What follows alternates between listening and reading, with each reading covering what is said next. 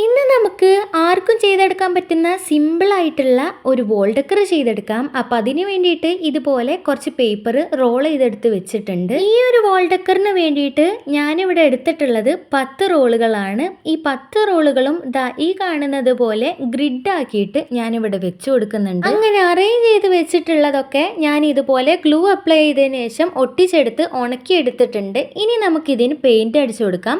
അപ്പം ഞാൻ ഇതിന് ബ്ലാക്ക് കളറാണ് അടിച്ചു കൊടുക്കുന്നത്. ഇനി ഞാനിവിടെ കുറച്ച് കളർ പേപ്പേഴ്സ് എടുക്കുന്നുണ്ട്. അതിൽ ഒരു സർക്കിൾ വരച്ചിട്ട് അതൊന്ന് കട്ട് ചെയ്ത് മാറ്റിയിട്ടുണ്ട്. ഇനി ഇതെല്ലാം കൂടി ഒന്നിച്ച് വെച്ചിട്ട് ഇതിന്റെ മുകളിൽ ഒരു സ്പൈറൽ വരച്ചെടുക്കുന്നുണ്ട്. എല്ലാ സർക്കിൾസും കൂടി ഒന്നിച്ച് വെച്ചിട്ട് ആ സ്പൈറലിലൂടെ അതൊന്ന് കട്ട് ചെയ്ത് മാറ്റിയതിനു ശേഷം അതൊരു ഫ്ലവർ ആക്കിയിട്ട് എടുക്കുന്നുണ്ട്. ഇതുപോലെ നമ്മൾ കുറച്ച് ഫ്ലവേഴ്സും ലീവ്സും ചെയ്തെടുക്കുന്നുണ്ട്. നമ്മൾ നേരത്തെ പെയിന്റ് അടിച്ച് വെച്ചിട്ടുള്ള ഗ്രിഡ് ഉണങ്ങി വന്നതിന് ശേഷം ഫ്ലവേഴ്സും ലീവ്സും കൂടി ഇതിന്റെ മുകളിലേക്ക് ഒട്ടിച്ചെടുക്കാം. അപ്പൊ നമ്മുടെ വോൾ ഡെക്കർ ഇവിടെ റെഡി ആയിട്ടുണ്ട്.